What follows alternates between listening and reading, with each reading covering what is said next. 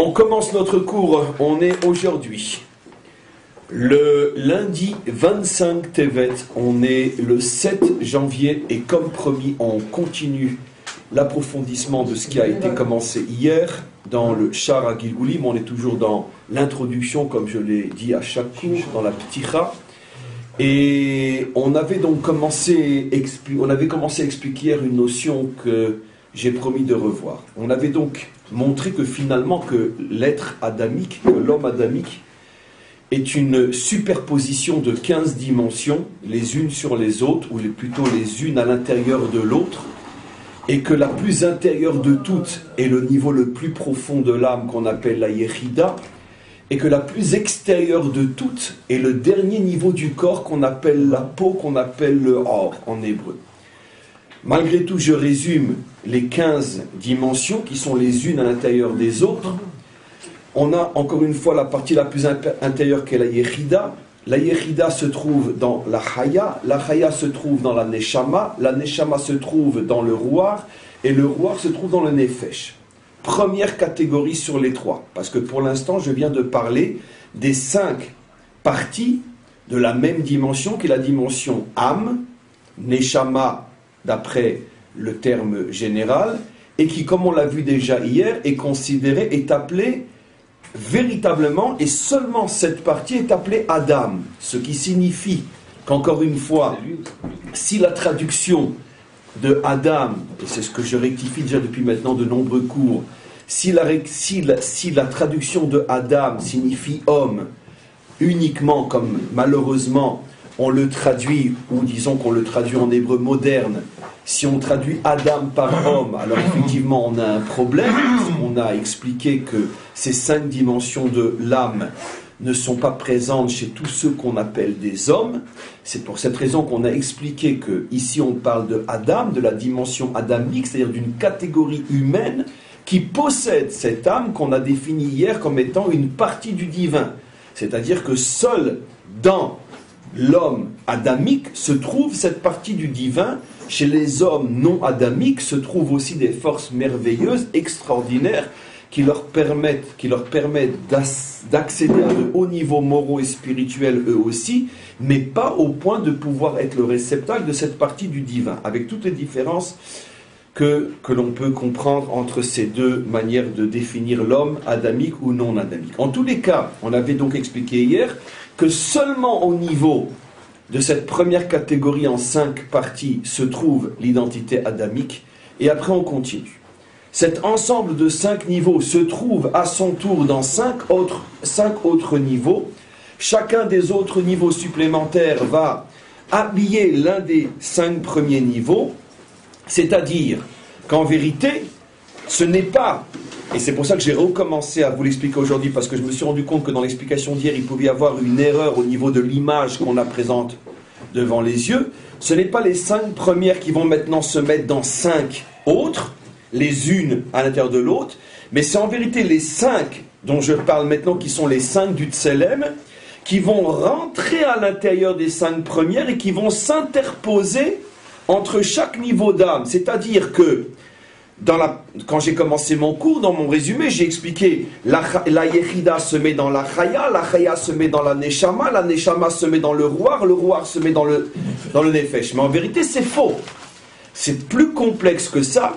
Maintenant que je fais intervenir la deuxième dimension, alors il va falloir expliquer que la Chaya se met dans le Tselem de la Chaya, et ensemble, ils se mettent dans la Chaya et son Tselem, dans la Neshama et son Tselem, dans le Ruach et son Tselem, dans le Nefesh et son Tselem. C'est-à-dire que chacun des 5 niveaux d'âme, comme on l'a vu hier, est nécessairement placé lui-même dans un Tselem qu'on n'a pas encore véritablement défini hier, qu'on va seulement commencer à expliquer aujourd'hui, qui est cette enveloppe intermédiaire entre l'âme, ou plutôt la partie d'âme, et le corps.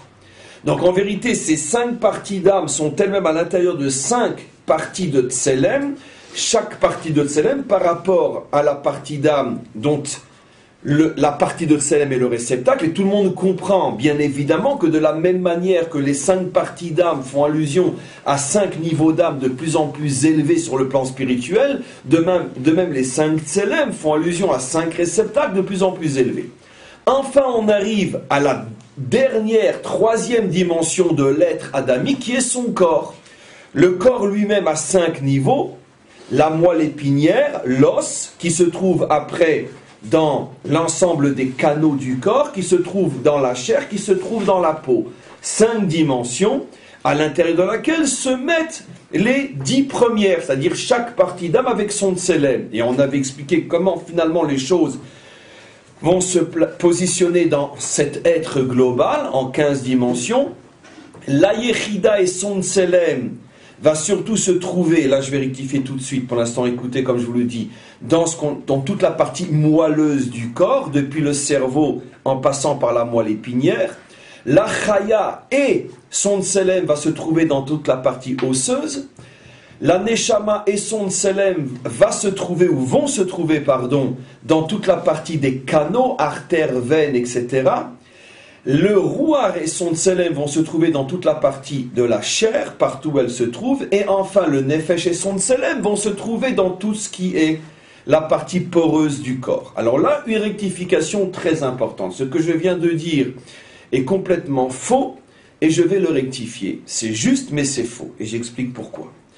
En vérité, situer l'âme quelque part, comme l'explique entre autres le Tanya et d'autres auteurs, d'autres maîtres, situer l'âme quelque part est une aberration totale dans la mesure où l'âme ne peut pas être située géographiquement dans le corps, dans la mesure où l'âme est une réalité qui n'appartient pas aux dimensions physiques telles que nous le comprenons.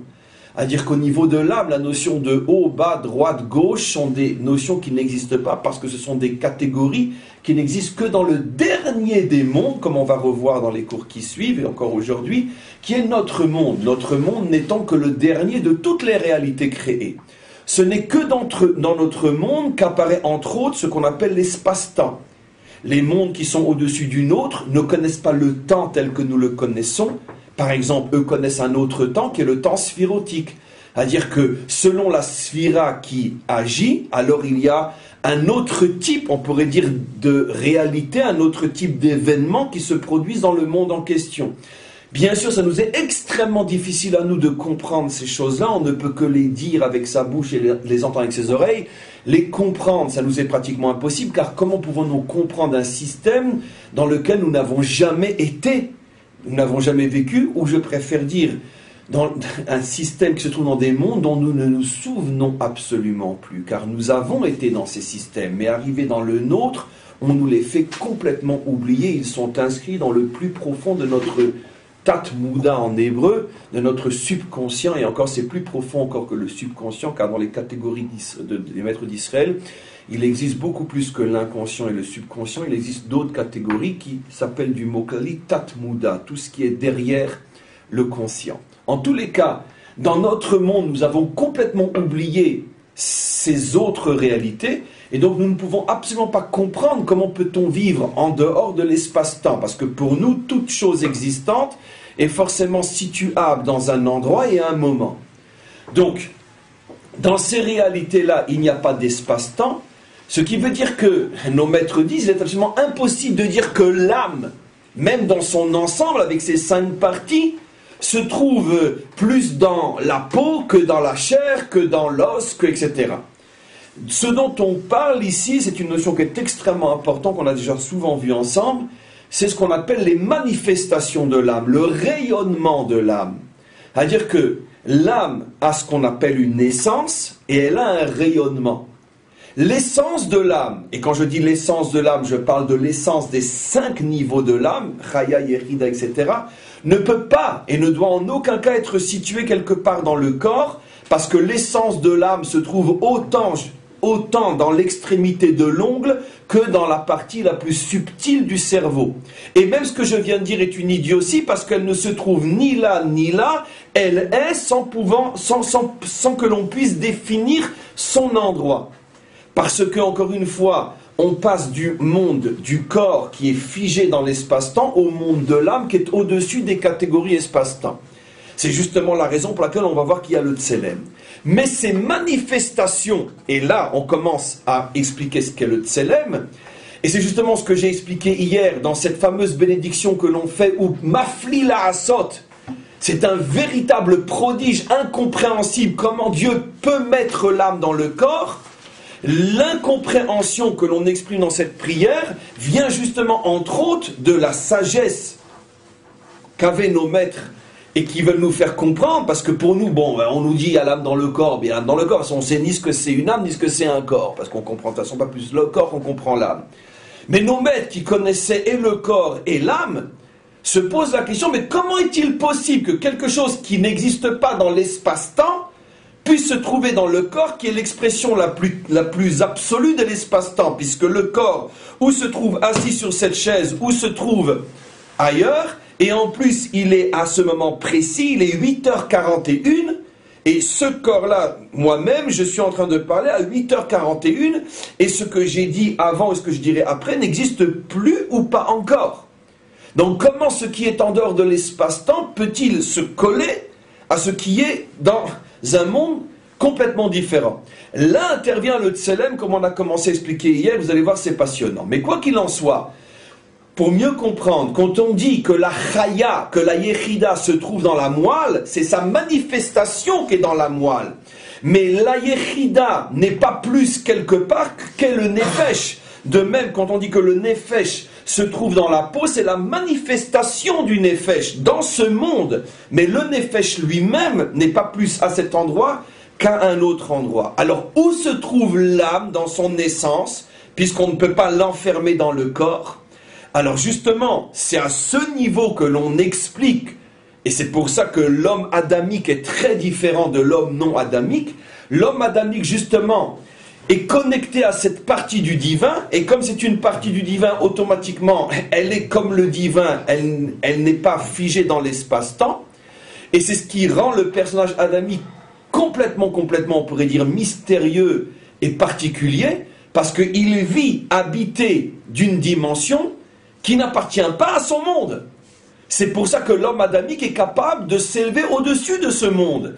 C'est pour ça, comme j'ai expliqué hier, pour maintenant descendre dans le concret, qu'on ne demandera jamais à un homme non adamique de servir Dieu au-delà des limites de ce monde. On lui demande de servir Dieu en respectant les limites que lui impose ce monde. Mais l'homme non adamique, s'il se contente uniquement de servir Dieu en fonction des contraintes de ce monde, automatiquement, il bafoue, il profane, d'une certaine manière, chiloul, il profane la dimension qui est en lui. Dit d'une autre manière, aujourd'hui il fait très froid, il pleut, etc., ce qui est très rare en Israël, un froid pratiquement européen. Ceux qui ne se sont pas levés ce matin aussi tôt que les autres jours, parce qu'ils se sont dit, oh, comment je vais me lever, la pluie, le vent, le froid, comment je vais aller à la prière à 6h du matin, c'est vrai, 10 mois sur 12 il fait beau dans ce pays, c'est facile, mais aujourd'hui c'est la tempête, j'ai pas envie de me lever. Ces gens-là, comme ils sont juifs, ont à ce moment-là profané l'identité adamique qui était en eux. Pourquoi? Parce qu'ils se sont soumis à ce qu'impose la réalité extérieure. Le juif authentique est celui qui ne voit même pas le monde qui l'entoure. Je dois me lever servir Hachem, froid, chaud, etc., comme nos pères en Russie qui brisaient la glace pour se tremper dans un mikvé. Et donc, nos pères, nos mères, qui pour aller au mikvé brisaient la glace pour se tremper dans un mikvé. Le froid n'existe pas. Pourquoi? Parce que j'ai en moi une dimension qui est au-dessus de ça. Cet exemple simple, emprunté d'une réalité concrète, est un modèle pour tout ce qui nous est demandé dans notre vie de juif. À partir du moment où un juif dit « je sais que je dois, mais c'est trop dur, je ne peux pas », à ce moment-là, il cesse d'être un homme adamique. Le juif commence là où s'arrête l'homme non adamique. C'est dur, c'est impossible, c'est irréalisable, Baruch Hashem, je suis là. C'est là que commence la dimension adamique. Donc il faut comprendre que derrière toute cette belle philosophie spirituelle, si ce n'était que pour vous enseigner ces choses-là, j'aurais honte de le faire, car c'est à l'extrême opposé de ce que je suis et de ce que je transmets. Ce que je transmets ne doit pas être uniquement de belles idées qu'on a apprises, ça doit être retraduit dans la réalité de tous les jours, Après ce genre de cours où j'insiste sur la dimension adamique, chacun d'entre nous doit comprendre qu'à partir du moment où on comprend ce que c'est un homme adamique, je n'ai plus jamais le droit de me soumettre aux difficultés du monde qui m'entoure, que ce soit des difficultés physiques comme le froid, que ce soit des difficultés aussi morales. Des fois on a des épreuves, on a de grandes difficultés dans l'existence, on reçoit de très très grands coups. L'homme non adamique a le droit de s'écrouler, l'homme non adamique a le droit de dire j'en peux plus, je baisse les bras. L'homme adamique n'a pas le droit de s'écrouler, de dire je n'en peux plus, je baisse les bras. Pourquoi? Parce que rien dans ce monde ne peut arrêter l'homme adamique. Sur le plan spirituel aussi, l'homme non adamique aura le droit de dire « Je ne peux plus croire que Dieu existe après la Shoah ». L'homme adamique dira « C'est précisément après la Shoah que tout mon attachement à Dieu prend un sens ». Donc ce sont ces exemples-là qui montrent quelle est la différence fondamentale entre l'homme adamique et l'homme non adamique. C'est Kol Bnei Israël Bnei Melachim à la Mouvan, au sens où on écrase des montagnes. Absolument. C'est ce que dit Rabbi Shimon. Kol Bnei Israël Bnei Melachim aime. Tout Israël sont des fils de rois, selon la définition que le Talmud apporte du roi, c'est celui qui pulvérise la montagne, qui veut l'empêcher de continuer son chemin. Et c'est toute l'histoire d'Israël. Dans toute notre histoire se sont dressées jusqu'à aujourd'hui des montagnes pour nous empêcher de continuer. Et dans toute notre histoire, nous avons pulvérisé l'histoire. On s'est contenté de ramasser quelques morceaux pour les mettre dans les musées de l'histoire pour qu'on puisse savoir que ces gens-là ont existé. Et nous, on a continué notre chemin. Alors, qu'est-ce qui devient avec les guérim quand il devient juif? Il perd son âme adamique. Qu'il n'avait pas. Peut-être. Non, j'ai expliqué hier, non. D'abord, et il reçoit une autre qui respectait uniquement peut-être les lois noires. Alors d'abord, il faut savoir que, comme j'en profite, grâce à votre remarque, à redire ce que j'ai dit, parce que depuis qu'on a commencé ce cours, Baruch Hashem, on est inondé de questions, et pas seulement de vous, je parle d'un peu partout, et je réponds une fois de plus que c'est une étude qu'on a commencée qui va nous accompagner pendant de très très très longs mois, et toutes ces questions vont être traitées. Le zivoug, l'âme sœur, la conversion, le gilgoulim, les réincarnations, tout ça va être traité, c'est pour ça qu'on a commencé ça. Pour l'instant, on n'est que dans l'introduction de l'introduction. Mais maintenant, il y aura tout un chapitre sur les guérim, d'où viennent-ils, qui sont-ils, qu'est-ce que c'est l'âme d'un converti, etc. Mais très globalement, à notre niveau, on a déjà répondu des milliers de fois qu'un vrai converti est une âme juive, mais qui était dans un état, on pourrait dire comateux, à la différence d'un juif non religieux et qui revient à son judaïsme, qui lui était dans une situation qu'on appelle une âme endormie. Il y a le juif qui est conscient de son identité, qui est un juif éveillé, le juif qui est loin de son identité mais né de mère juive, qui est dans un état de sommeil, ce à quoi on fait allusion dans le psaume Azaïnu Kecholmim, on se réveillera comme d'un rêve. Ça fait allusion à tous les juifs de naissance qui reviendront à la Torah, comme quand on se réveille d'un rêve. Et les convertis sont des âmes dans un état comateux, c'est-à-dire qui ont perdu complètement la conscience. Même si tu tapes devant eux, ils ne se réveillent pas. Il faut véritablement un phénomène, on pourrait dire, miraculeux, pour pouvoir les réveiller. Tandis que l'homme qui dort, un petit coup de main peut le réveiller. C'est-à-dire que c'est beaucoup plus facile pour un juif de naissance de revenir que pour une âme dans un état comateux. Maintenant, qu'est-ce qui fait que certaines âmes sont tombées dans un état comateux, d'autres dans un état de sommeil et d'autres sont conscients de leur identité dès leur naissance, comme dans les familles pratiquantes, etc., avec toutes les nuances qu'il faut apporter. Et ça, c'est dans les secrets des pérégrinations de l'âme. Et ça, c'est entre autres un sujet que l'on va traiter par la suite.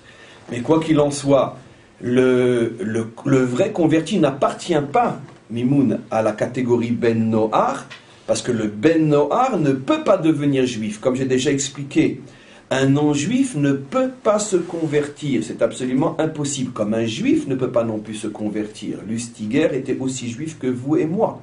Simplement qu'il était dans un état, peu importe, comateux ou de sommeil, peu importe.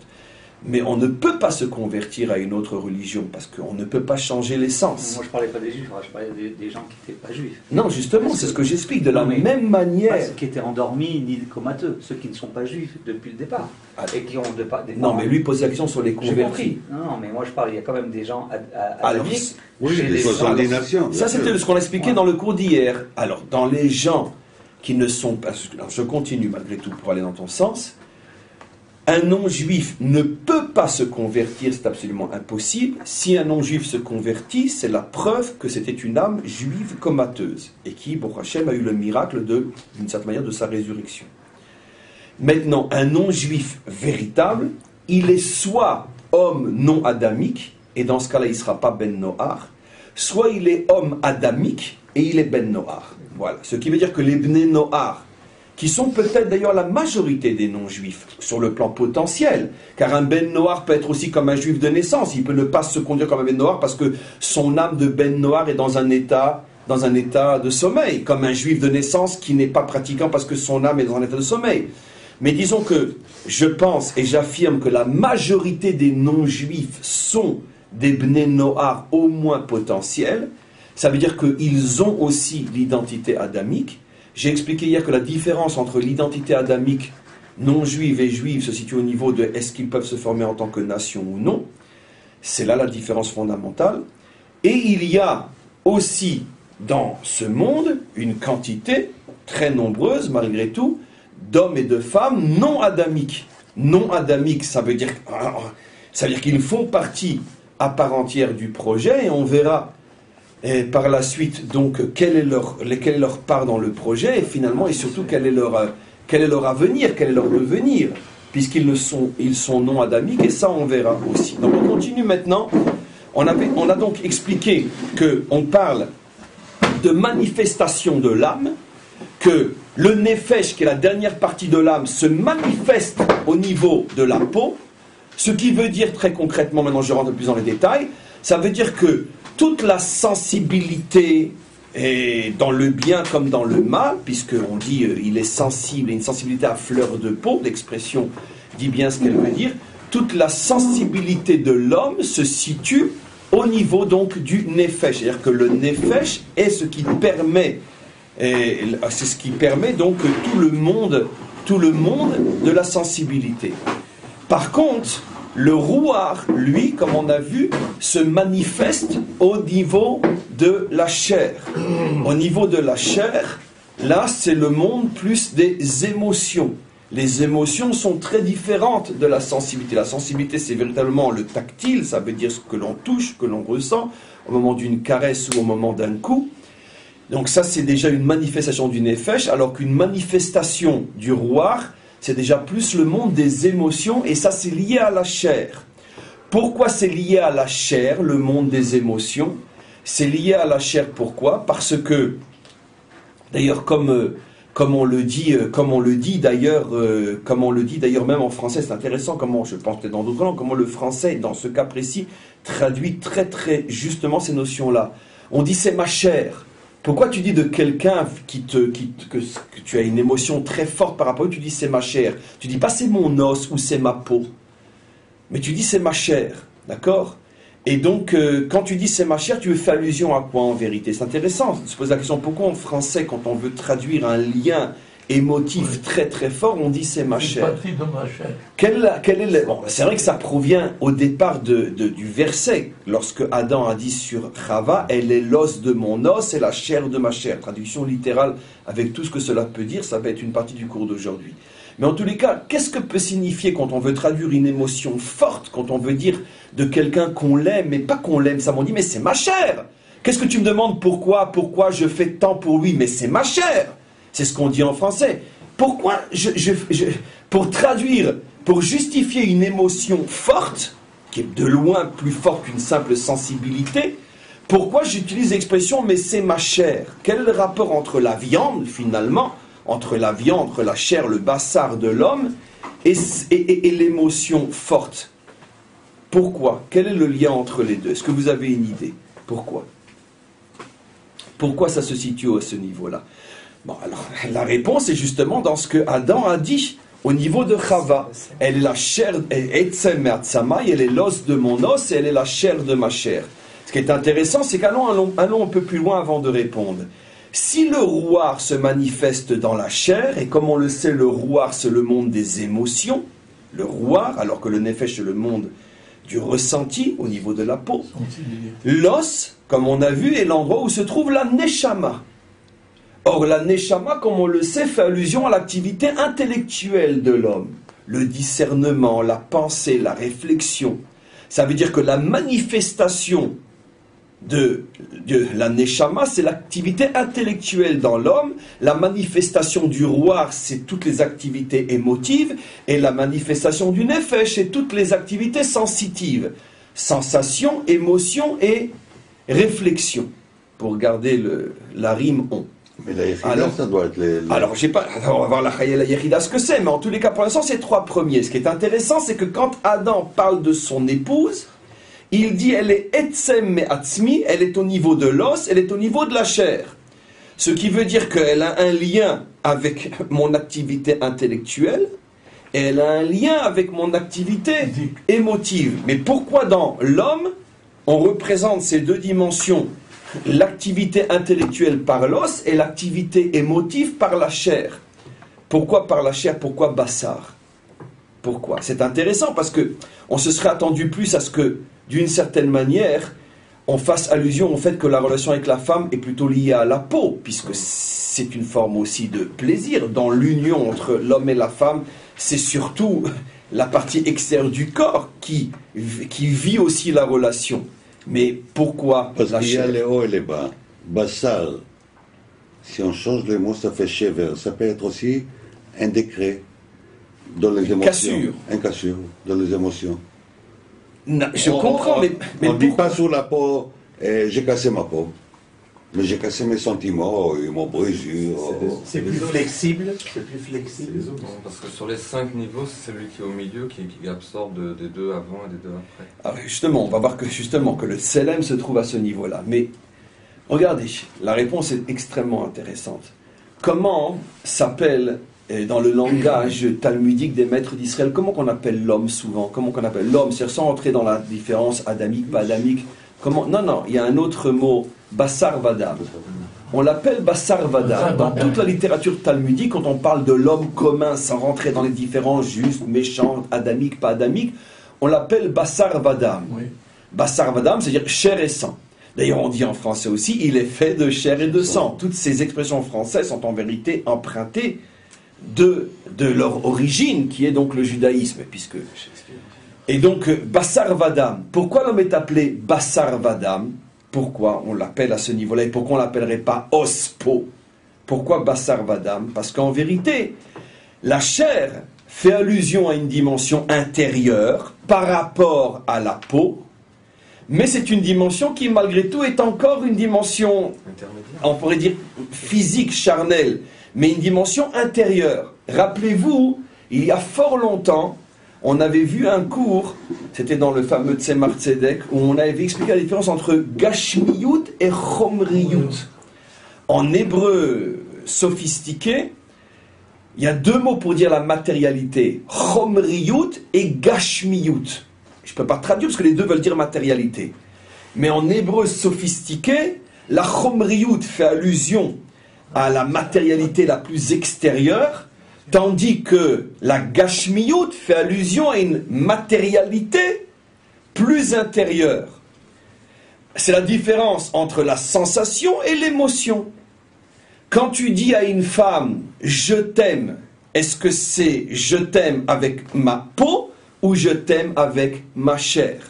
Alors on va le dire très simplement par des exemples dans la vie de tous les jours. Si je vais avec une prostituée, d'accord, je l'aime par ma peau. Si je vais avec une copine, une maîtresse, une femme avec laquelle je ne suis pas marié sérieusement, je l'aime avec ma peau. Avec une épouse, on ne peut commencer à l'aimer qu'avec sa chair. Il est interdit de lui dire « je t'aime avec ma peau ». Ça veut dire, il y a oui une relation aussi physique, de plaisir, mais c'est le plaisir de la chair et non le plaisir de la peau. C'est-à-dire que s'il n'y a pas un minimum de recherche d'intériorité, ce n'est pas une relation entre un homme et une femme mariée. En français, on dit je l'ai dans la peau. Comment? On dit je l'ai dans la peau, je l'intériorise à fond. Enfin, de certaines personnes. En hébreu, elle est la chair de ma chair. Et c'est pour ça que Adam a choisi avec une grande sagesse l'utilisation du mot.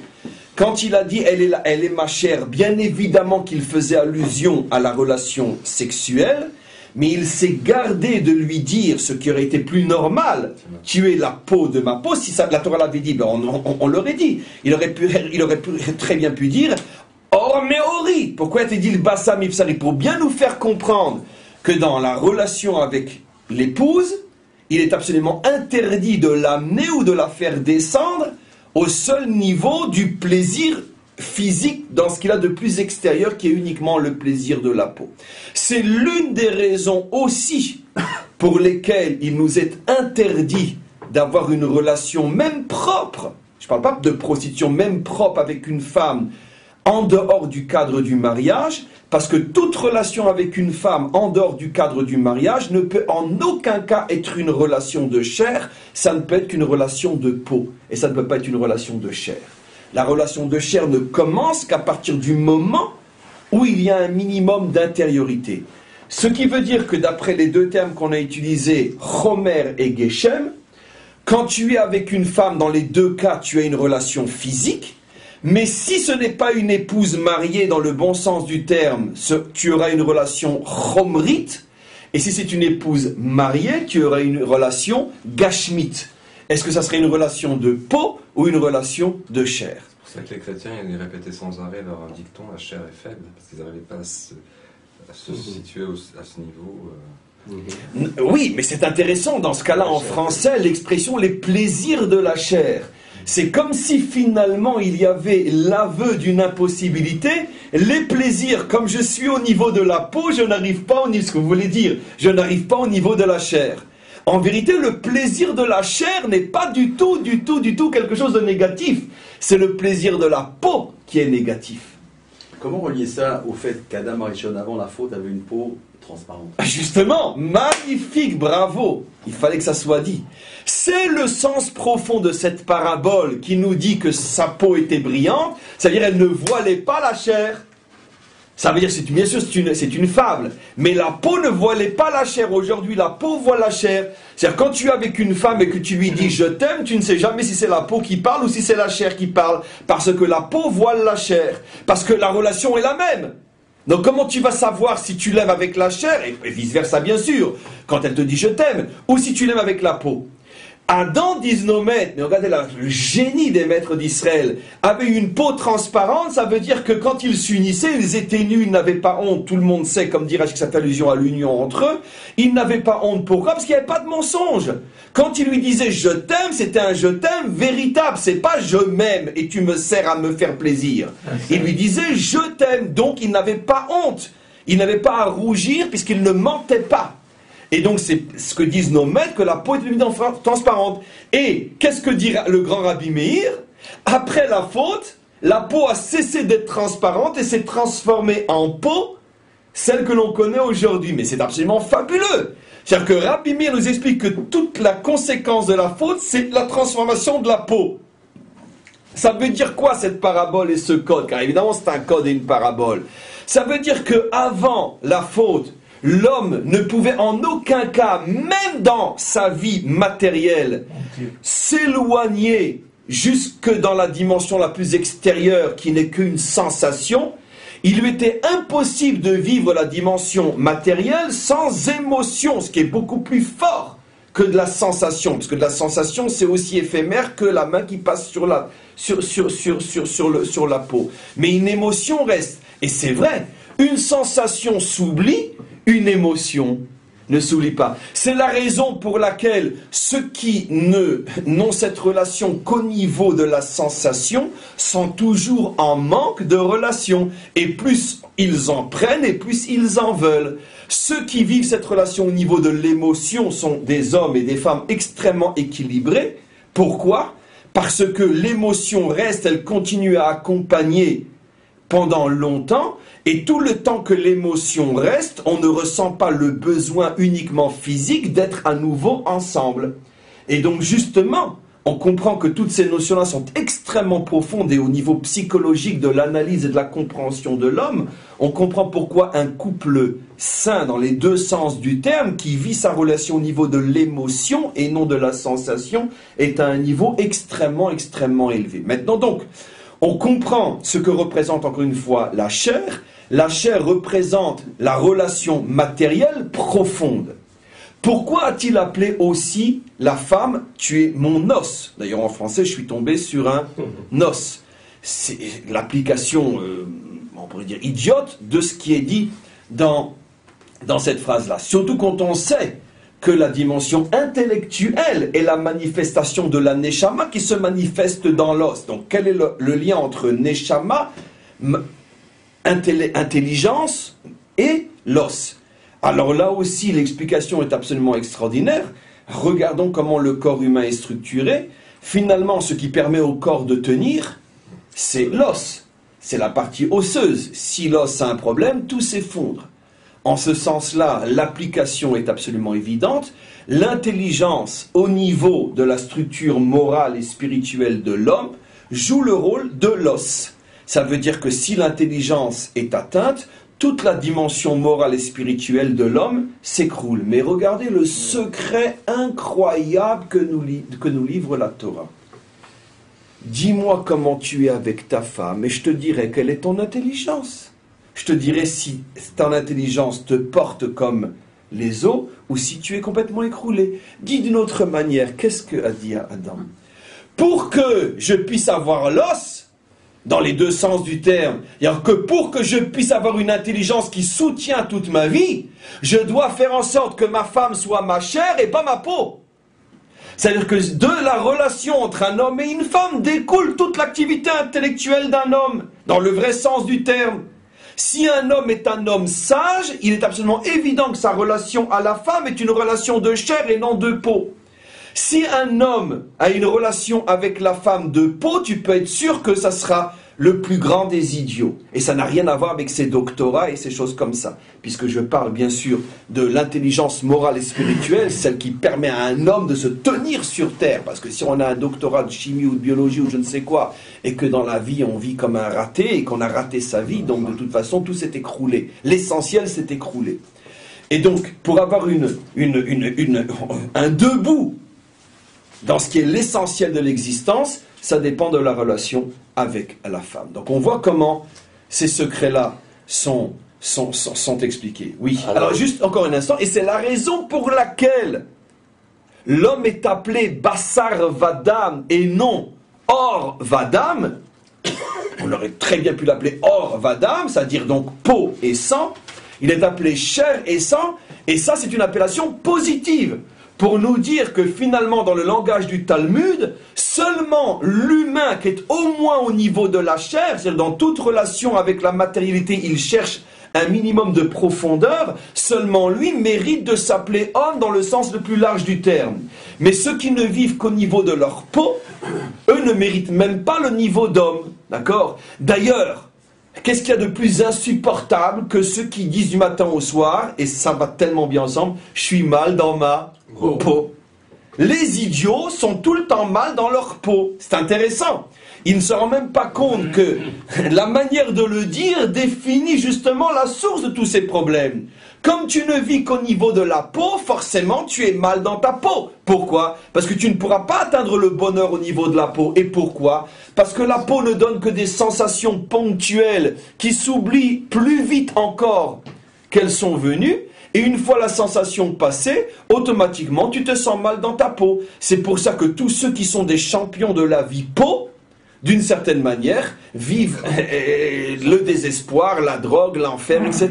Puisqu'ils sont constamment à la recherche de sensations. Donc vous voyez comment toutes ces notions-là nous permettent de comprendre d'une manière extraordinaire toutes les structures de l'homme. Et on n'a pas commencé le cours aujourd'hui encore sur le Tselem, j'ai dit qu'il serait long le cours d'aujourd'hui. Oui. Alors, d'un côté, c'est marqué dans la Bible, c'est Ish ve'isha bara oto, d'un côté, au singulier, mais Ish ve'isha asa otam. Oui, bara otam. Bara otam, au pluriel. Nachon. Alors, bara oto, c'est-à-dire qu'ils ont la même âme. Oui. Adam et Au départ, c'était la même âme, ça aussi on le verra quand on va commencer toute la partie sur le couple, le secret des âmes dans le couple. On verra à quel point c'est passionnant. Ça sera les deux versets les plus importants qui vont constamment être ramenés. Pourquoi il y a un verset qui parle au singulier ou un verset qui parle au pluriel ? Il l'a créé ou il les a créés.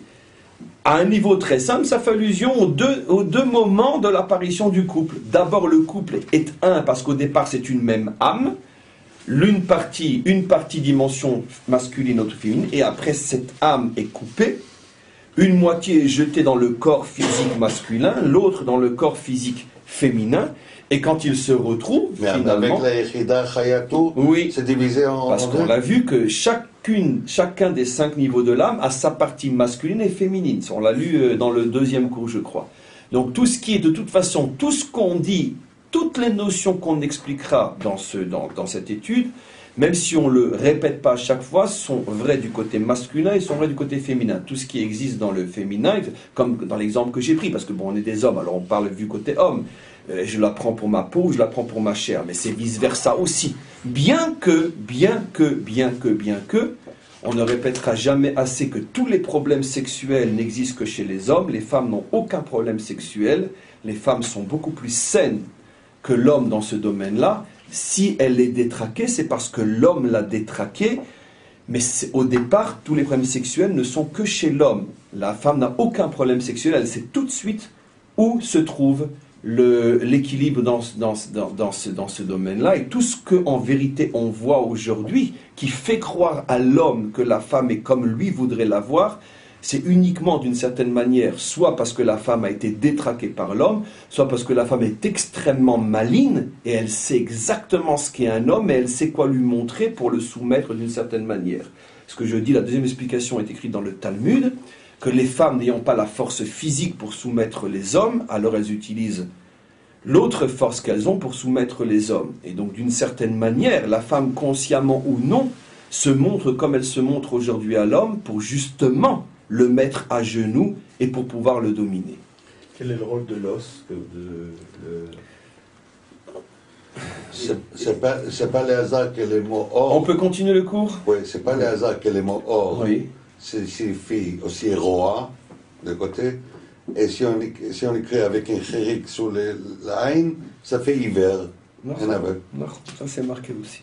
Une dernière question, et on continue. On commence le cours que je n'ai pas commencé encore. Est-ce qu'un couple peut revenir sur Terre ? Revenir. Barreau, mais ça j'ai expliqué, il va y avoir plus de 20 pages sur le couple dans cette série de cours. Oui, absolument. Un couple revient de nombreuses fois sur Terre, à chaque fois dans un corps apparemment différent, mais c'est toujours le même couple. Absolument. N'oublions pas qu'on n'est encore que dans l'introduction, on n'a même pas encore commencé véritablement ce cours-là. On continue. Alors maintenant, je vous avais promis qu'aujourd'hui, il nous reste à peu près 3/4 d'heure, un peu moins. Vous avez promis qu'aujourd'hui, on commencerait à parler du Tselem. Et qu'est-ce que c'est le Tselem ? Cette fameuse dimension intermédiaire entre l'âme et le corps, qui permet finalement à l'âme de s'emboîter dans le corps. Cette connexion entre le sang, entre ce qui est hors de l'espace-temps, l'âme, et ce qui est l'espace-temps par excellence, le corps. Comment les deux peuvent se connecter ? Par le biais du Tselem. Alors regardez ce qu'il va dire, c'est absolument incroyable. Ve'at Tselem azé, ce fameux Tselem, d'abord on va lire les 3 lignes, et on se tient bien. Hu yetzeratov yetzerara. Il n'y a que le Ari Akadosh qui va nous révéler ce dont tout le monde parle, mais que personne n'explique. Ce sont les fameux 2 Yetzarim, les fameuses deux pulsions. Yetzer Atov, la pulsion vers le bien, Yetzer Hara, la pulsion vers le mal. Tous les livres de Moussar, tous les livres de morale juive, tout le Talmud d'ailleurs, tout le Midrash, toute la littérature thoraïque parle constamment pour expliquer le dilemme dans lequel se trouve l'homme, pour expliquer le libre arbitre, dit que l'homme est déchiré entre 2 forces, l'une qui s'appelle Yetzer Tov et l'autre qui s'appelle Yetzer Ra. Pulsion bien, pulsion négative. L'origine est dans la Bible elle-même, dans la Torah elle-même, avant même la Bible, dans la Torah de Moshe, qui Yetzer Lev Ha'adam Ra Mene'urav. La Torah dit au sujet de la génération du déluge que le Yetzer de l'homme est mauvais depuis son adolescence. Pas depuis sa naissance, mais depuis son adolescence. Alors, c'est l'obria. Alors, regarde. Donc, la Torah nous révèle qu'il y a dans l'homme un Yetzer Ra, et donc automatiquement aussi un Yetzer Tov, qui est Mene'urav depuis son adolescence. Non, il semblerait effectivement que le Yetzer Hara, on va expliquer en profondeur, ne se trouve pas dans le fœtus, ne se trouve même pas vraiment encore à la naissance, il ne commence à apparaître qu'à l'âge de la puberté. N'oublions pas que la pire des choses qui puisse arriver à des parents, c'est un enfant qui arrive à l'âge de 13 ans. Pourquoi? Parce que c'est là que ça commence à barder. Pourquoi? La période qu'on appelle Naharut, qui est on va dire entre 13 et 17 ans, ces 4 ans-là, 5 ans parfois, sont la période la plus difficile, dangereuse, délicate de la vie d'un humain, puisque c'est là que tous les risques, la crise d'adolescence, tous les risques, voilà, et qui commence à la bar mitzvah, bien sûr. C'est la raison pour laquelle on fait, nous, la bar mitzvah, la majorité religieuse à cet âge-là, comme, entre autres, parmi des milliards d'autres explications, comme pour donner des forces spirituelles à cet enfant qui devient maintenant adolescent, en sachant ce qu'il attend dès le lendemain de la bar mitzvah. Changement de corps, pulsion qui se réveille, etc. Donc, en tous les cas... Les filles sont très... Comment? Les filles sont un an plus tôt. Les filles, c'est un an plus tôt parce que la fille évolue plus tôt. Donc chez nous, c'est à l'âge de 12 ans, effectivement, et un jour, parce que la fille, en tout cas dans ces âges-là, a un an d'avance. La puberté de la fille est bien avant celle de l'homme, du garçon, comme on le sait. Donc en tous les cas, c'est le même phénomène. Et on voit donc qu'il y a Yetzeratot, etc. Si on n'avait pas maintenant ce que je vais lire, qu'est-ce que tout le monde, tous les juifs qui n'étudient pas sérieusement, qu'est-ce qu'ils pensent dans la rue, même dans les yeshivot? Qu'est-ce qu'ils pensent, les Juifs? Que le Yetzeratov et le Yetzerara, sont deux forces qui sont dans l'être humain, etc. Si tu demandes, par exemple,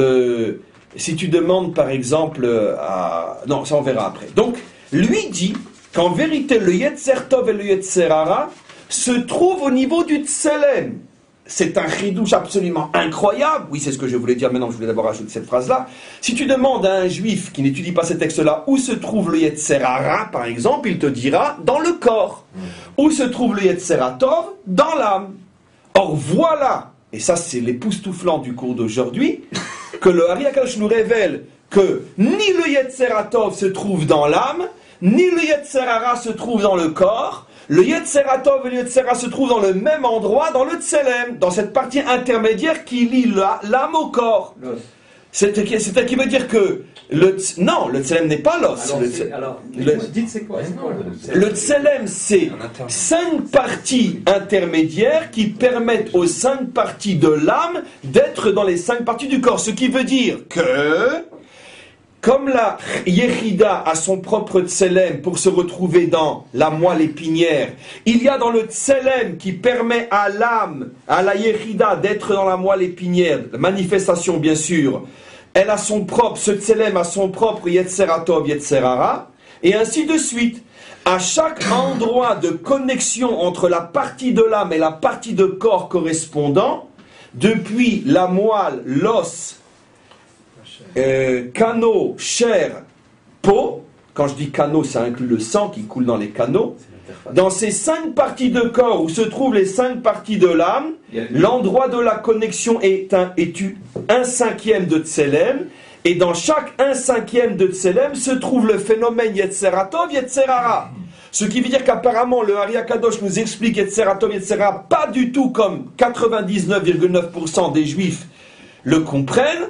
Le Yetzera n'est pas une force du corps qui veut jouir.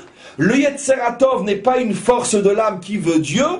Le Yetzeratov, Yetzera est lié au Tselem et lié au principe de la connexion. On va voir, il va expliquer plus. C'est à l'endroit de la connexion entre les contraires que se trouve Yetzeratov, Yetzera. On continue la merveille, regardez ce qu'il explique. C'est dans le Tselem que se trouve la pulsion bonne, pulsion mauvaise, VM, et là c'est le gros du cours, et si tu me demandes c'est quoi ces pulsions, elles sont quoi? C'est des pulsions humaines, c'est des pulsions quoi? Ema malachim shebe adam atzmo. Je traduis une fois en disant un véritablement sale gros mot, pardonnez-moi, généralement j'essaye de ne pas dire des gros mots, c'est les anges qui se trouvent dans l'homme. Et donc, ça ce sont les vrais gros mots, pas ceux que je dis de temps en temps. Ça, c'est les vrais gros mots. Oser traduire notre Torah selon le langage du monde chrétien et occidental. Ça, c'est la vraie sale bouche. Parce que c'est tellement pas ça, ou pas ce que eux comprennent. Mais dire con, ces choses, c'est pas des gros mots, ça. C'est une manière forte de faire passer un message. Les vrais gros mots, c'est falsifier la Torah avec de fausses traductions. Ça, c'est les vrais gros mots. Donc, je m'excuse d'avoir dit un gros mot en public. C'est pas mon genre. Donc, j'en supplie un petit peu. Juste que j'assois ça. Après, la question. Il explique qu'il y a le monde qu'on appelle le monde des malachim. D'accord ? Que malheureusement, on traduit par le monde des anges. Et que malheureusement, pour moi, vu le travail qui m'attend, je vais devoir expliquer ce que cela veut dire. Parce que ça va être très fatigant. Le monde des malachim, je traduis encore une fois ou deux dans ce cours, après je ne traduis pas parce que je ne supporte pas de dire des gros mots. Le monde qu'on appelle le monde des anges, donc le monde des malachim, et voilà que le Hari Akadosh nous révèle que l'homme lui-même est constitué de malachim. Les malachim sont le fameux tselem, les malachim dans l'homme, parce qu'il n'y a pas que dans l'homme des malachim, mais les malachim dans l'homme sont le fameux tselem, qui sont Yetzeratov, Yetzerara. Et là, un chidouche explosif. D'abord, saviez-vous que l'homme adamique était constitué aussi de malachim? Vous le saviez? Et vous saviez-vous que sans le malach, on ne pourrait pas avoir de connexion entre notre âme et notre corps? Et vous saviez-vous aussi qu'il y avait des malachim qui s'appelaient Yetzerara? Des malachim qui sont mauvais? Malachra? C'est absolument incroyable. Mais avant de vous laisser poser la question, je résume ce que j'explique, parce que c'est de la folie. Finalement, l'être adamique, on va doucement, parce que chaque notion est tellement à retenir son souffle qu'on va doucement. L'être adamique est une superposition, une composition de 3 dimensions radicalement différentes. La dimension divine, j'ai pas dit Dieu, rappelez-vous le cours d'hier, la dimension divine qui a 5 niveaux, globalement l'âme, la dimension malachique, qui est ange, qui est l'intermédiaire, et la dimension gashmit ou chomrit, avec 2 extrêmes, puisque la dimension divine, l'âme, est hors temps, hors espace, donc elle ne peut pas se connecter à ce monde, et à l'extrême opposé, la dimension corps, qui est l'expression la plus forte de l'espace-temps, de la limite, dans le temps, de la limite dans l'espace. Mon corps est ici à cet endroit et n'est pas ailleurs à un autre endroit, à un autre moment, au même moment, pardon.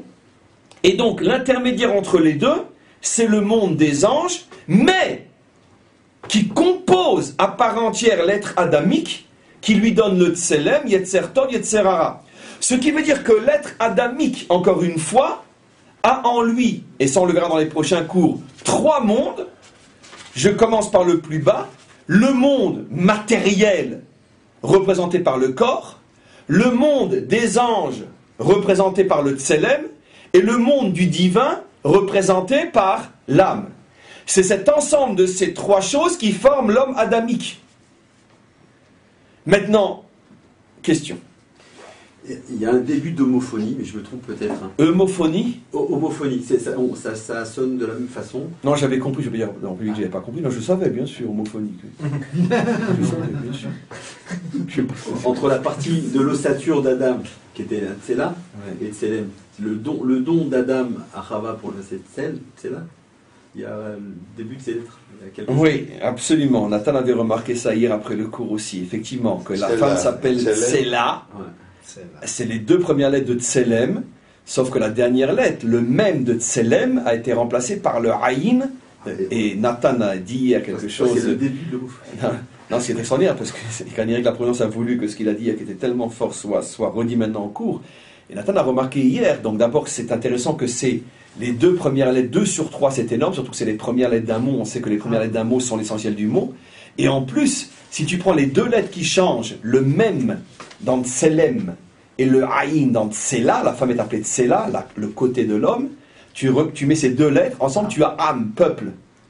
Et on avait expliqué que justement que tout le chidouche du peuple juif, c'est qu'il est le seul peuple adamique. Ce qui veut dire que finalement le Tsela, qui est Chava, fait allusion à la dimension nationale adamique. Et ça, c'est marqué, je lui ai dit, c'est marqué explicitement dans le Zohar, que le code Chava fait allusion à la nation d'Israël. C'est pour ça que l'identité se transmet par la femme. Et c'est pour ça que l'identité se transmet par la femme. Et donc effectivement, maintenant, en vérité, dans le mot Tselem, comme dans le mot Tsela, la racine du mot c'est le mot Tsel, qui veut dire dans les deux cas être à côté. Pourquoi en hébreu l'ombre se dit tsel? Parce que c'est ce qui est constamment à côté de l'homme. L'ombre est à côté de l'homme. Il est dans son ombre. Et donc, tsel, pourquoi? Parce que, justement, cette partie donc qui est le tselem, et la partie qui est à côté, puisqu'elle est au milieu, elle est à la fois à côté du corps et elle est à la fois à côté de l'âme, puisqu'elle est au milieu, donc elle permet le chibour des deux. Oui. Comment on peut, ça va peut-être expliquer après, mais le Tselem, il a aussi 5 parties. Oui. Alors, les anges, les énergies, je ne sais pas comment on peut dire, ils sont de l'ordre de 2 catégories. Il y a donc justement. 5 parties avec 2 types d'énergie qui se... Alors justement, on va voir. Alors justement, laissez-moi terminer la phrase, parce que finalement, dans les 3 phrases qu'il dit, il dit tout. Donc, on a expliqué, le Tselem, c'est les 2 pulsions bonnes et mauvaises. Avec le chidouche incroyable qu'on a expliqué, le bon n'est pas dans l'âme et le mauvais n'est pas dans le corps, contrairement à toute la vision des autres religions. Le péché du corps, le péché de la chair, chez nous, c'est une pure invention, cette chose-là. La chair n'est pas plus péché que l'âme. Et donc, maintenant, on continue. Deuxième chidouche du Hari Akadosh, c'est que le Tselem, d'où vient-il? Eh bien, du monde des malachim, du monde des anges. Donc, chidouche incroyable, l'homme est composé d'anges. Mais, en même temps, autre chidouche, contrairement à l'expression française, ange ou démon, non, chez nous, ange n'est ni bon ni mauvais, il peut être bon comme il peut être mauvais, et il s'appelle toujours ange. Cette vision de l'ange, mon petit ange, cette vision de l'ange, qui est forcément bonne et complètement fausse au regard du judaïsme, l'ange, en vérité, est aussi ange, soit bon, soit mauvais. Il va falloir comprendre pourquoi bon et pourquoi mauvais. Qu'est-ce que cela veut dire? Comment? Mais Malach Hamavet, c'est dans votre traduction française que vous lui donnez une connotation négative, cher ami, qui dit que Malach Hamavet c'est mauvais, qui dit que l'ange de la mort signifie quelque chose de mauvais. Comprenez ce que je veux dire? C'est 2000 ans de christianisme qui nous ont mis dans la tête que mort c'est forcément mauvais. Donc, dans le mot mavet, il n'y a pas une connotation mauvaise en hébreu. D'autant plus qu'on sait, pour d'autres raisons, que le mot vérité, émet, c'est le mot met, mort, rajouté d'une seule lettre, le aleph. Si le mot mort était tellement mauvais, comment la vérité pourrait, sur 3 lettres, 2 de ces lettres font allusion à la mort? Donc la mort, c'est pas forcément comme on le comprend dans le sens, etc. Mais laissez-moi juste continuer. Alors maintenant, alors on continue. Le Tselem sont donc ces anges qui sont dans l'homme lui-même. Mais c'est pas ça le Adam. L'identité adamique ne se situe pas au niveau du Tselem, puisque l'identité adamique se situe au niveau de la Neshama. Or, remarquez, ce qui veut dire, comme il le dira plus tard, que la Neshama, qui est l'identité adamique, se situe d'une manière plus intérieure que le Tselem qui est l'ange. Ce qui veut dire que l'adamique est encore plus intérieur que l'ange. Et là aussi, un nouveau chidouche absolument incroyable du Hari Akadosh, contrairement à la légende qui nous fait croire que les anges sont au-dessus de l'homme, dans le sens plus élevé, on voit dans ce texte-là que c'est le contraire. Adam est beaucoup plus élevé que l'ange, puisque Adam se trouve au niveau de la Neshama, et l'ange se trouve uniquement au niveau du Tselem. Donc il est extérieur par rapport à Adam. Il est intermédiaire. Donc effectivement, on peut dire que l'homme, dans le sens large, est en dessous des anges, mais Adam et les hommes adamiques sont largement au-dessus des anges. C'est la réponse de Moshe, en fait, qui est plus complexe qu'il ne paraît. Quand il dit, nous on est de Bassar Vadam, quand il y a, les anges voulaient refuser qu'ils reçoivent la Torah. Nahon. Et en fait, c'est un décryptage autre. Mais bien sûr. C'est pas que nous on est en bas et vous êtes en haut, c'est qu'on est plus que vous. On est plus que vous, parce que nous on arrive justement à la dimension bassar et non or, bien qu'on est dans ce monde matériel. Par contre, si vous étiez à notre place, j'aimerais bien voir comment vous vous comporteriez. Et effectivement, on le sait, mais ça je le dis sans expliquer pour l'instant, 2 anges, entre parenthèses, n'ont pas voulu la création de Adam, parce qu'ils savaient que Adam était plus haut que eux, en disant, mais ce Adam que tu veux créer, il va fauter. Qu'est-ce qu'a fait Hachem? Il les a fait tomber dans ce monde, et ils sont devenus le symbole de la débauche sexuelle. Ce sont ces fameux néphilim, ces fameux tombés, qui ont vu les filles des hommes et qui ont été avec les filles des hommes et qui ont provoqué le déluge. Ces fameux tombés, bah oui, ils sont tombés amoureux. L'expression « je suis tombé amoureux » ou « je tombe enceinte », qui sont deux expressions tellement crétines que je ne sais pas comment il peut y avoir une langue pour dire des crétineries pareilles. Qu'est-ce que peut dire « je suis tombé amoureux » ou « je suis tombé enceinte » Mais évidemment, parce que ceux qui tombent amoureux, généralement, ils foutent les femmes qui tombent enceintes. Ça veut dire que si pour toi l'amour c'est tomber, je comprends aussi qu'elle aussi elle va tomber mince un accident. Comprenez? Donc l'expression française est savamment crétine. Et d'où elle est empruntée? Eh bien de ce que la Torah dit, les Néphilim, qui fait allusion à cette débauche sexuelle. Nos maîtres disent que ces tombées-là, d'accord, eh bien en vérité c'était ces anges déchus qui ont critiqué la création de Adam. Hachem leur a dit, sachez que vous êtes pire que Adam, parce que Adam dans ce monde matériel arrivera à rester au niveau de la chair, mais vous allez tomber au niveau de la peau. Vous comprenez? Et donc c'est eux qui ont provoqué le déluge. Alors est-ce que Yetzer Hara et Yetzer Tov, c'est de la Bria même? C'est la Yetzira, c'est le monde de la Yetzira. Ah voilà, c'est pas la Bria même. Non. Alors pourquoi on dit Betzelem Elohim bara On va otam? y arriver, Nathan. On va y arriver. On n'a même pas commencé le commencement. On va y arriver. Croyez-moi, Bémet, on n'a même pas commencé le commencement. Non, mais Etzel, il y a aussi Etzel. Regardez ce qu'on dit. Vélo nikra, donc, l'homme. Alors maintenant, Adam, c'est pas le Tselem. Et Vélo nikra Tselem, mais l'homme, Adam, c'est la Neshama. Ce qui veut dire qu'en vérité, Adam est composé d'une certaine manière de 3 parties, dont 2 ne sont pas lui. Lui n'est que l'âme, et l'âme, ce que lui il est, se trouve emprisonné d'une certaine manière de 2 écorces, de 2 clipotes, de 2 habits, le tselem et le corps. Ce qui veut dire que sur 3 dimensions, il y en a seulement un tiers qui est l'homme. Vous comprenez pourquoi c'est tellement dur d'être un homme, un vrai? Pourquoi? Parce que d'abord, ce que je suis n'est qu'un tiers de ce que je vois. Donc il faut que je me rende compte que 2 tiers de ce que je crois être, ce n'est pas vraiment moi. Et en plus, le vrai moi se situe dans la partie la plus cachée de mon être. Donc vous comprenez pourquoi c'est tellement dur d'être un Adam? Vous comprenez maintenant pourquoi il va en falloir des Gilgulim, des revenus sur terre, jusqu'à ce que se dévoile le Adam véritable? Puisque comment un homme peut-il facilement arriver à la conclusion que 2 tiers de son existence ne sont pas vraiment lui-même, et que le tiers qui est vraiment lui-même se trouve tellement caché à l'intérieur du visible qu'il va falloir casser de nombreuses écorces avant d'arriver au vrai. Dit d'une autre manière, combien d'écorces faut-il briser pour arriver au vrai Adam? 10. 5 du corps, 5 du tselem pour enfin arriver aux 5 de l'âme. Ce qui veut dire que l'homme doit briser 10 écorces pour pouvoir arriver à lui-même.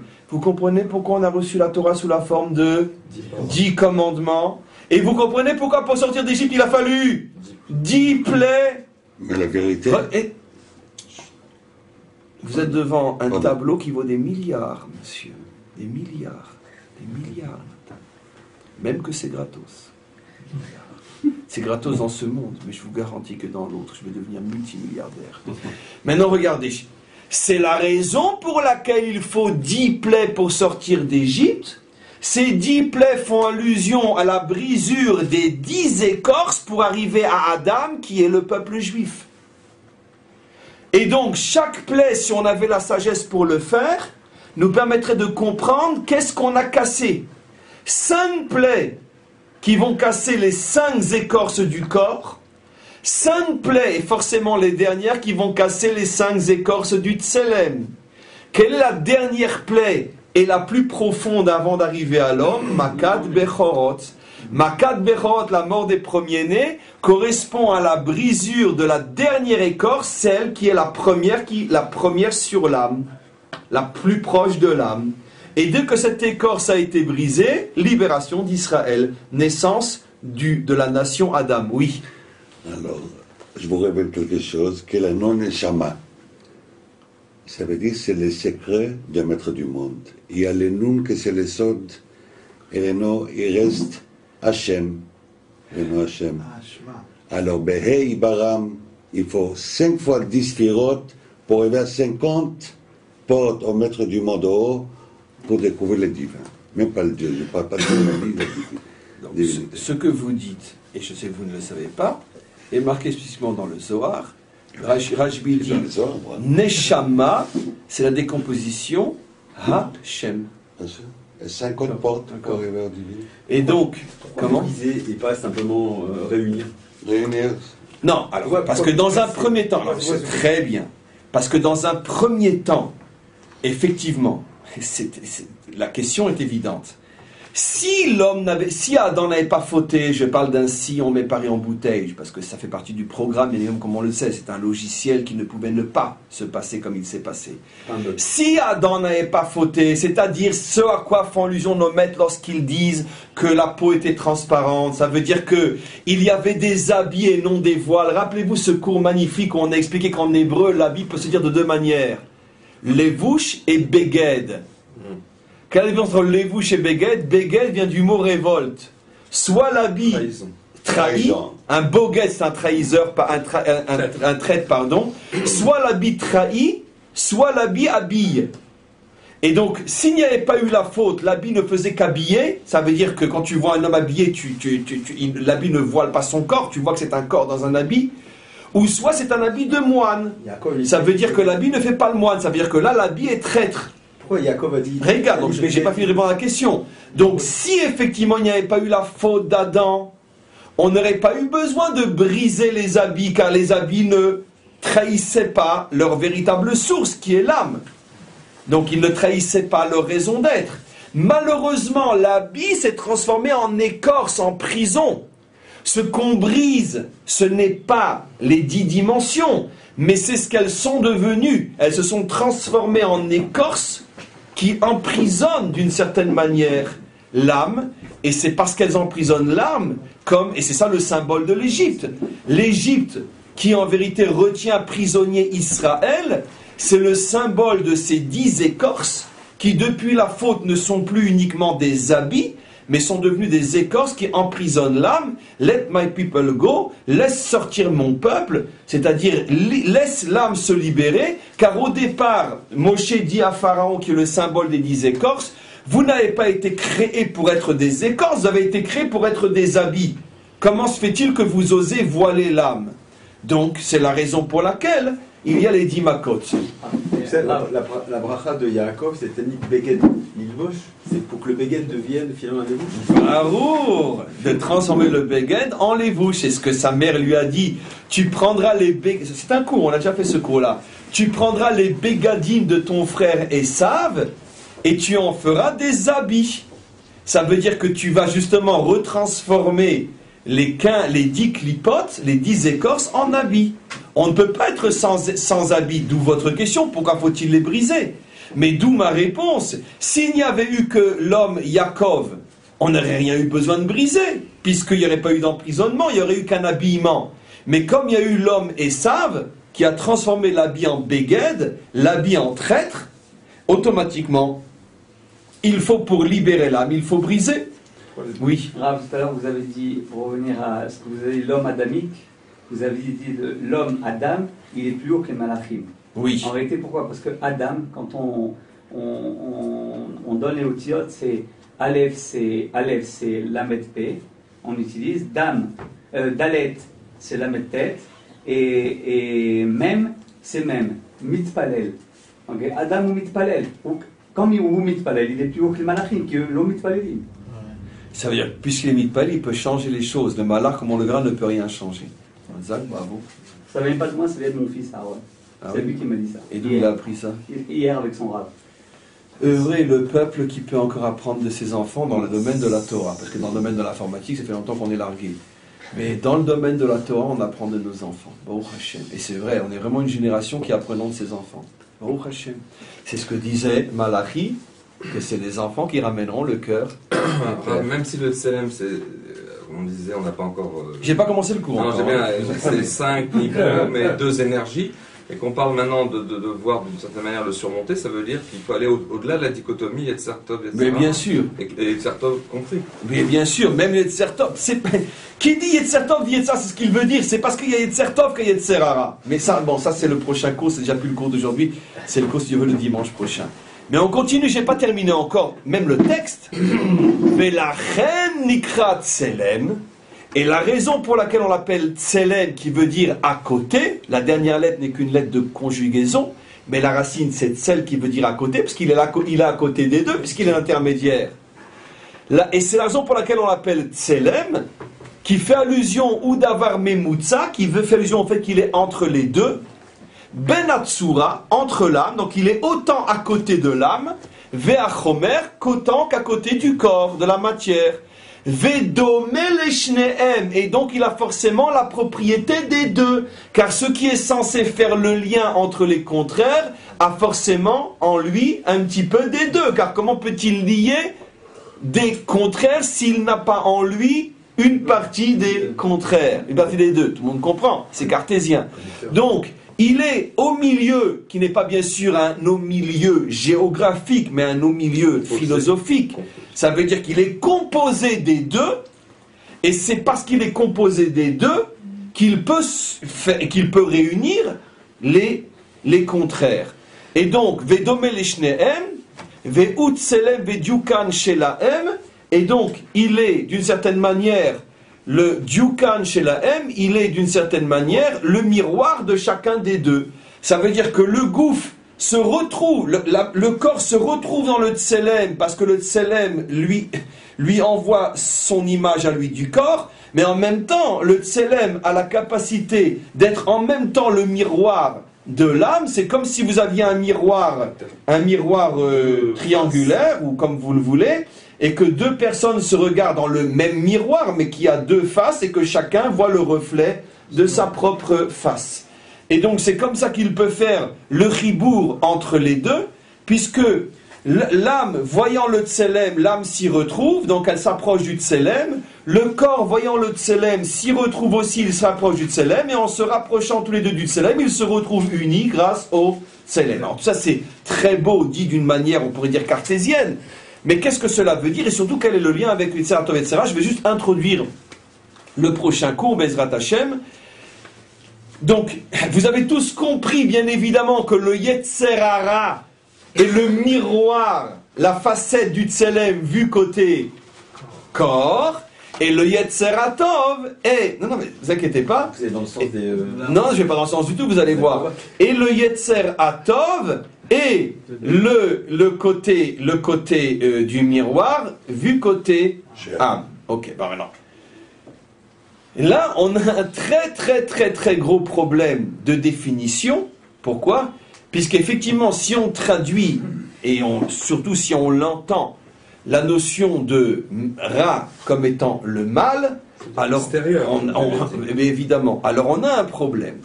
Maintenant, heureusement pour nous, nous sommes juifs et nous avons le devoir de connaître notre langue et donc de pouvoir être véritablement sauvés. Qu'est-ce que signifie à l'origine le mot Ra?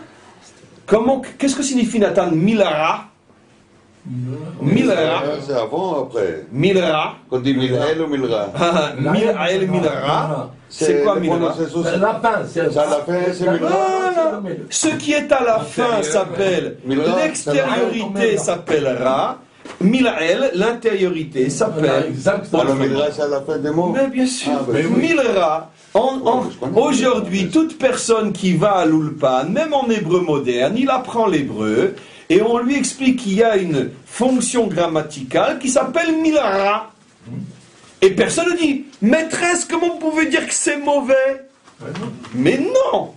Ra signifie à la fin, à l'extérieur, en dernier. Ça veut dire quand on parle de la dernière partie d'un verbe, d'un mot, d'une phrase, on dit, on va maintenant s'occuper de ce qui est Milra. L'extériorité s'appelle Ra. Sont venus les fous, ils ont traduit Ra par mal.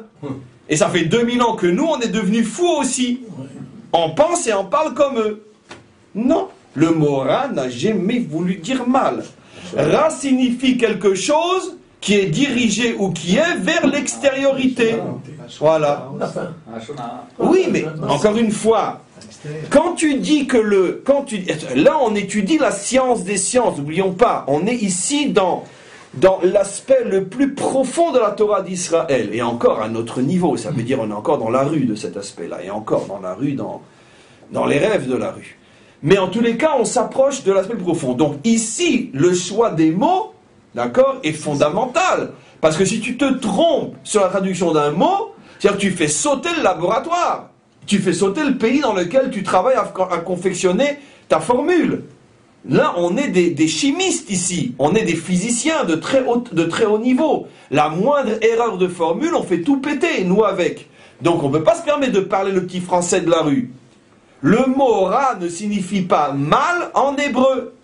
Le mot « ra » signifie « extériorité ». Donc, automatiquement, de même que le mot « tov » ne signifie pas « bien ». Que signifie le mot « tov » en hébreu? Lumière. Ce qui brille s'appelle Tov. Pourquoi? La première fois qu'apparaît le mot Tov dans la Torah, c'est sur la création de la lumière. Et nos maîtres expliquent partout dans toute la Torah, la traduction bien n'est qu'une dérivée de. Au départ, Tov signifie brillant, briller.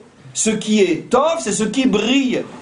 Ce qui est Ra, c'est ce qui est à l'extérieur. Pourquoi après, dans le langage de la rue, le mot Ra va devenir le mal? Parce qu'évidemment, quand tu te tournes vers l'extériorité, automatiquement tu vas sombrer dans le mal. Mais le mal n'est que l'aboutissement d'un mécanisme qui, au départ, n'a pas de connotation négative. Ça dépend ce que tu en fais. Donc on comprend très bien, qu'est-ce que c'est le Yetzer Hara? Ce sont toutes les pulsions qui me poussent vers le monde de l'extériorité, mais il n'y a aucun mal en soi, si en même temps je me rappelle qu'il y a aussi des pulsions qui me poussent vers le monde de l'intériorité. Donc qu'est-ce que fait le Tselem? Le Tselem veut réunir le corps et l'âme. Mais l'âme est le monde de l'intériorité, le corps est le monde de l'extériorité. Le corps ne connaît qu'une seule langue, le langage de l'extériorité. L'âme ne connaît qu'une seule langue, le langage de l'intériorité. Donc qu'est-ce qu'on fait? Ils ne parlent pas la même langue. Donc qu'est-ce qu'on fait? On va mettre entre eux un traducteur. C'est comme ce qu'a fait Yosef avec ses frères. Pour leur faire croire qu'ils ne connaissaient pas leur langue, il a mis un mélitz, il a mis un traducteur. Le Tselem, c'est un traducteur. Il est entre le français du corps et l'hébreu de l'âme. Et donc il doit traduire. Parce que le corps ne connaît que le français et l'âme ne connaît que l'hébreu. Et donc il faut un traducteur entre les deux. Ce traducteur parle les deux langues. Quand il parle à l'âme, alors l'âme demande, qu'est-ce qu'il a dit le corps? Alors qu'est-ce que fait le Tselem? Eh bien il se dirige vers l'âme, Yetzer Tov, vers ce qui est lumière. Pourquoi l'âme est appelée lumière? Parce que qui? Ner Adam Nishmat, Ner Hashem Nishmat Adam. L'âme est appelée une bougie entre les mains de Dieu, donc elle évoque la lumière, donc c'est parce que ça lui est Tov. Et donc il lui parle en hébreu ce que le Tselem a entendu en français. Et quand l'âme veut parler au corps, elle lui parle en hébreu, mais le corps ne comprend pas l'hébreu. Alors le corps dit, qu'est-ce qu'elle dit? Alors qu'est-ce que fait le Tselem? Il a entendu le message de l'âme en hébreu et il rapporte le message de l'âme en français. Qu'est-ce que nous faisons nous? Eh bien nous, on est des Tselem. Puisqu'on apprend en hébreu et on traduit en français. Eh bien on fait le travail du Tselem, tout simplement. C'est exactement ce que fait le Tselem. C'est pour ça qu'un Tselem doit connaître au moins les deux langues qui lui permettent d'accomplir sa mission. Anglais, français, etc., etc. Maintenant, vous comprenez, mes amis, pourquoi depuis le départ la Torah a été donnée avec une traduction en 70 langues, comme disent nos maîtres. Pourquoi Moshe, Hachem lui a demandé de traduire la Torah en 70 langues, en 70 langues. Bien évidemment, les traductions de Moshe n'avaient rien à voir avec les assassinats des Septante et de ce qu'est devenu la Bible grecque et malheureusement les religions qui sont nées de ce genre de traduction. Ça n'a rien à voir. Mais pourquoi dans l'esprit, puisque ces traductions on les a perdues, on ne les connaît plus, pourquoi Hachem avait, au même moment qu'il donne la Torah en hébreu à Moshe, il lui a demandé de la traduire en 70 langues et d'inscrire les traductions sur 70 pierres, rappelez-vous? Parce que justement, pour évoquer ce problème du Tselem, puisque la vocation d'Israël étant de pouvoir s'adresser au monde entier, mais sans trahir l'hébreu, ce qu'on traduit toutes les traductions, ce qu'on fait toutes les traductions. Et d'où vient l'expression traduction, trahison? C'est ça le fameux Beged Levouche. Au lieu d'être un Levouche, c'est devenu un Beged. Et d'où les religions de la trahison ou de la substitution. Donc maintenant on comprend bien. Le rôle d'Israël était aussi de servir de Tselem aux nations. Israël est le seul peuple et sera pour l'éternité le seul peuple qui reçoit la parole en hébreu, ce qu'il faut traduire, qui reçoit la parole authentique. Et il est donc le seul peuple qui peut, par sa bouche, transmettre aux nations la parole authentique dans le langage des nations. Qu'est-ce qu'ont fait les nations? Elles ont dit, on ne veut pas d'Israël. On veut directement comprendre par nous-mêmes. Elles ont transformé l'habit en trahison, les bouches en béguedes. Et on voit ce que ça a donné. Comprenez? Et donc automatiquement, jusqu'au jour où les nations fassent l'aveu difficile, j'aimerais pas être à leur place, mais difficile du fait qu'elles n'arriveront jamais à Dieu sans nous.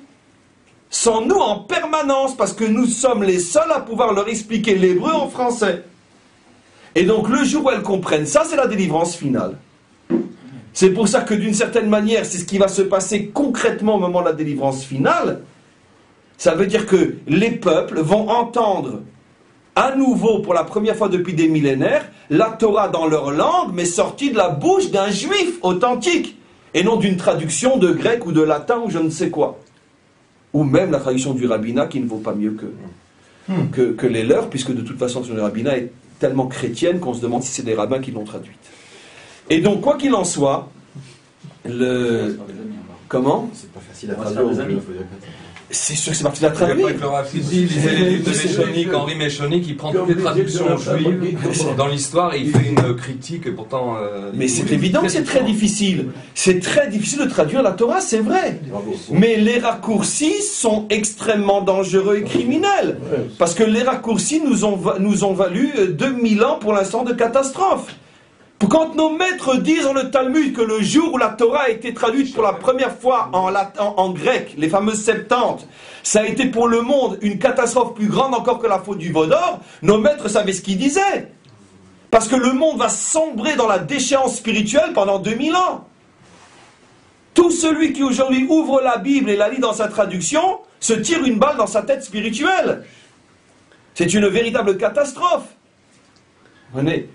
Et donc, c'est pour ça que la délivrance du monde dépend d'abord du retour du monde à la lecture juive de la parole d'Hachem. Et donc, en tous les cas, je termine le cours d'aujourd'hui. Donc, on comprend que Yetzer Ra, c'est la partie du Tselem qui parle le langage du corps, et qui peut devenir après mauvaise si le corps commet à ce moment-là l'erreur de dire « Non, je ne veux entendre que dans ton langage à toi, ne me transmets pas ce que dit l'âme. » Substitution d'Israël. Je ne veux que l'entendre en français, je ne veux pas que tu me rapportes en français ce que l'âme dit en hébreu. Je suis suffisamment grand pour me débrouiller tout seul en l'entendant uniquement en français. Et le Yetzer Hatov, lui, qui est la partie du Tselem tournée vers l'âme, lui aussi, comme on le verra par la suite, a un très très grand problème. C'est que s'il garde le langage en hébreu pour lui et ne comprend pas qu'il a la mission après de le dire en hébreu français pour les autres, alors il faillit aussi à sa mission. C'est la raison pour laquelle, comme j'expliquais, Moshe a eu l'ordonnance de traduire immédiatement en 70 langues. Encore une fois, avec toute la différence plus que fondamentale de sa traduction à lui, que le monde n'a pas mérité de garder. Même nous, Israël, nous n'avons plus cette traduction, la traduction de Moshe. Il faut savoir que pendant longtemps, notre peuple l'avait, elle s'est perdue. Il a traduit la Torah en 70 langues. Sur les tables de chaux qui étaient avant la traversée du Jourdain. Oui, mais ces pierres-là ont été perdues. Elles sont restées pendant quelques décennies ou siècles visibles par tout Israël. Je ne sais plus, mais je sais que l'on sait, moi je ne sais plus à quelle époque ces pierres ont disparu. Peut-être prises, emmenées, etc., ou carrément disparues par des tremblements de terre, je ne sais quoi. C'était sur la rive ouest du Jourdain, à l'endroit plus ou moins de Jéricho, à l'endroit de Jéricho d'aujourd'hui.